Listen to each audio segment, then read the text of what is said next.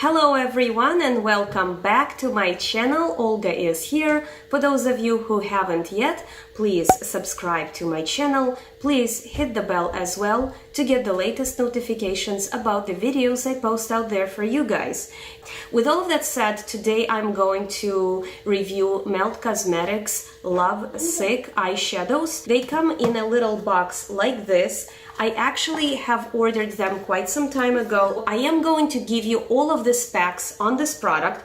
There will also be some swatches. I am wearing the eyeshadows right now. Throughout the video, there will be little inserts and overlays of me putting the eyeshadows on, and I will specifically address some of the issues that came up with these eyeshadows. So to start with, I'm going to give you the specs. So Melt Cosmetics have been founded by two ladies who worked, I believe, in Nordstrom's, and they decided to make a makeup brand. So because I do not really remember details very well about that, even though I have learned about how the brand was founded, I am going to link their YouTube video about their brand into the description bar down below. Right now, what I would like to do is to give you the specs of Love Sick.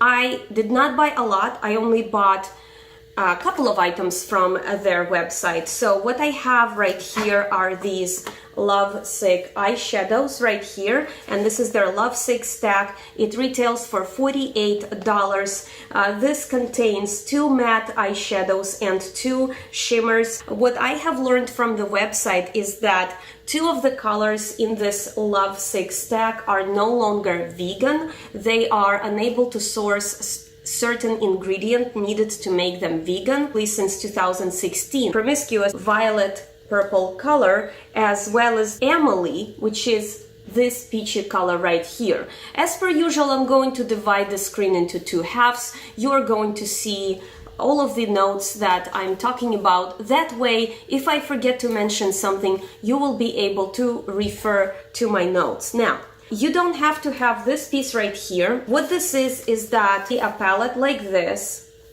and it comes in a box.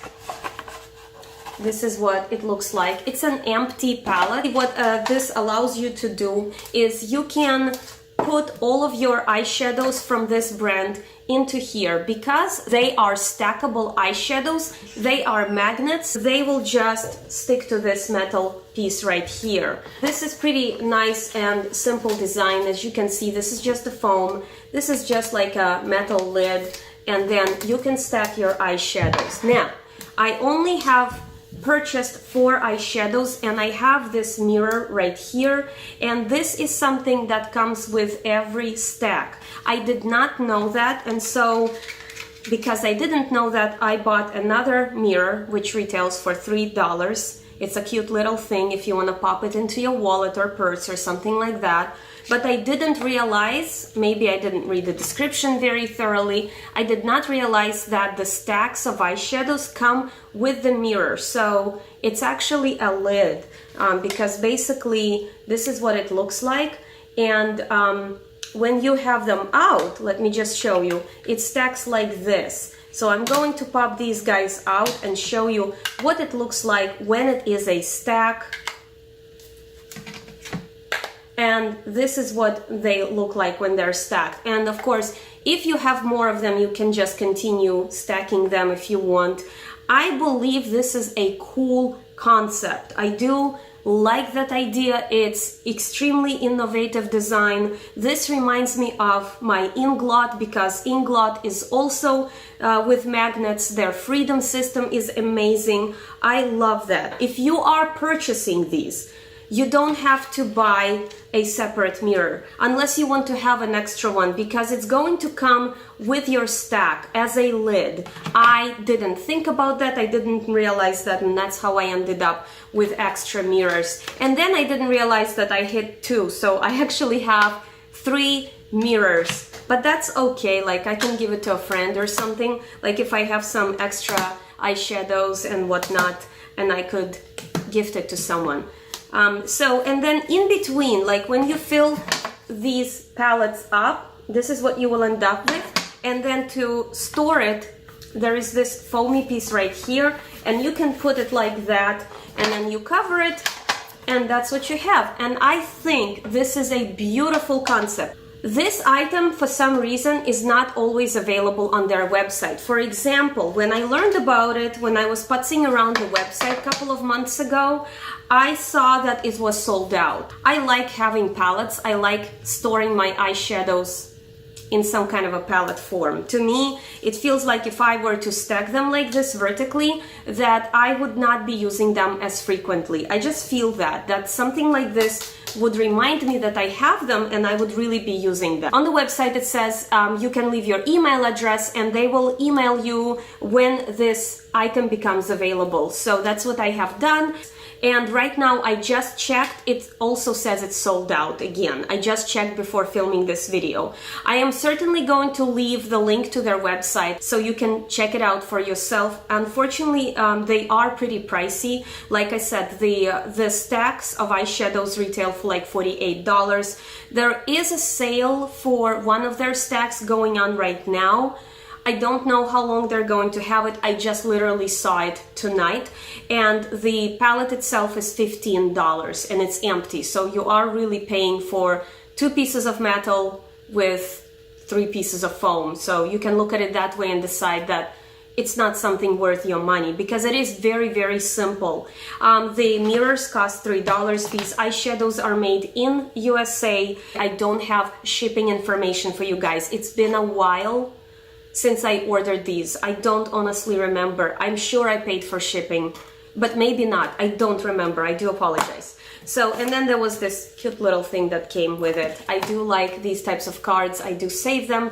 I'm kind of thinking about starting like a little scrapbook and put all of the cards that I have received. I have received similar cards to this one from like Dose of Colors as well. Now, let's go ahead and do the swatches. As per usual, I swatch Stephanie Nicole styles, and then we'll be right back with my thoughts and my verdict.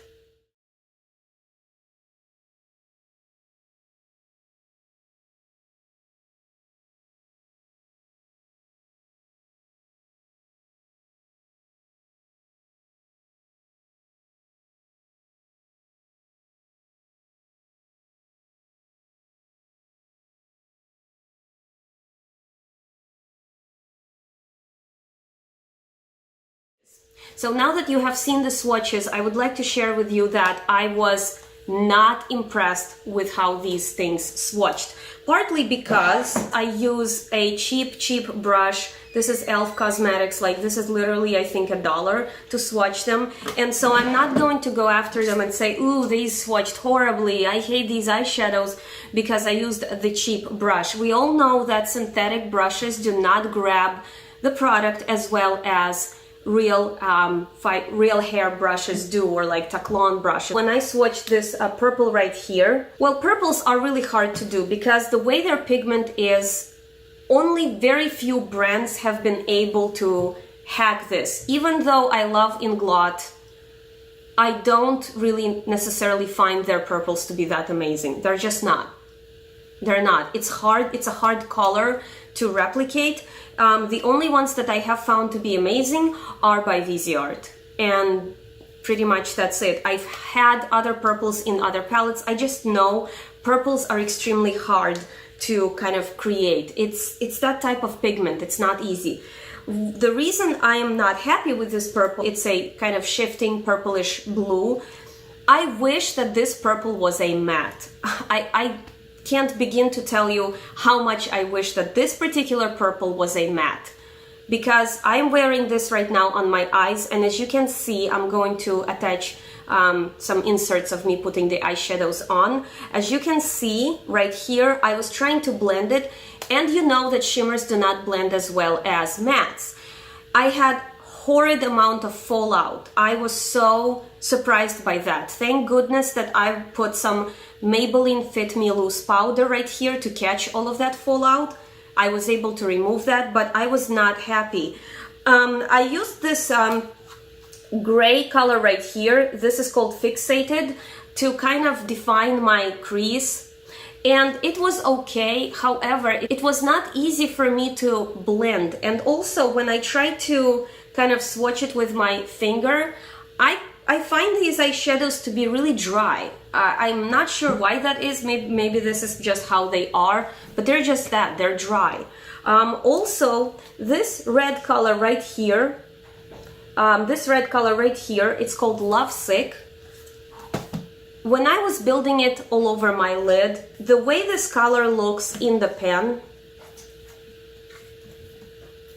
this is extremely rich. To me, this represents like pomegranate juiciness. Like, this is it. This is life itself. This is blood.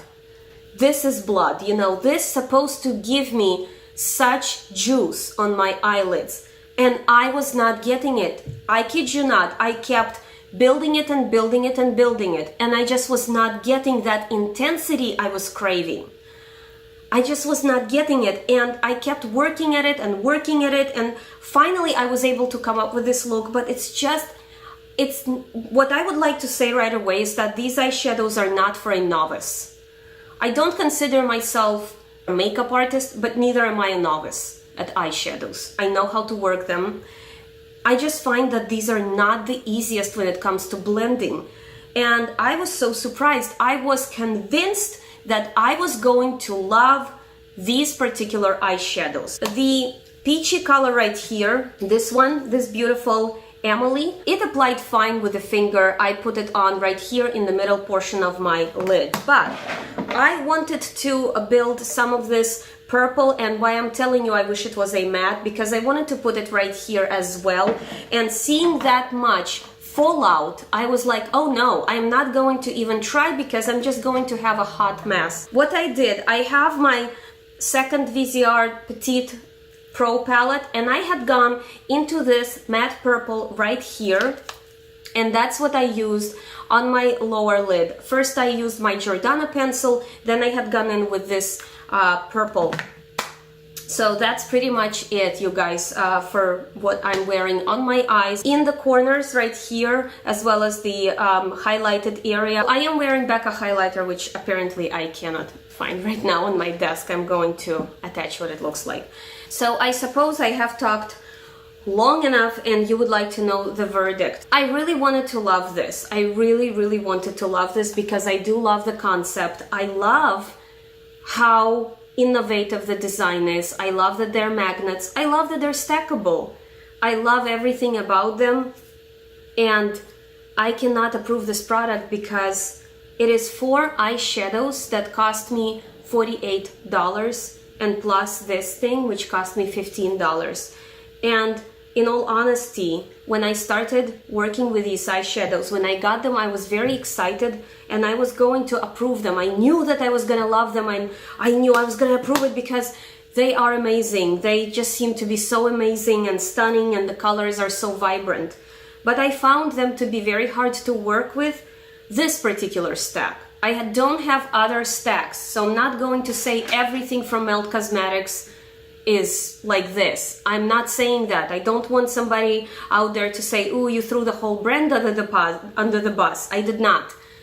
The only 2 things I'm talking about is the Lovesick stack and this. The palette idea is cute. $15 is a little bit too much for what it is. $7 would have been perfect.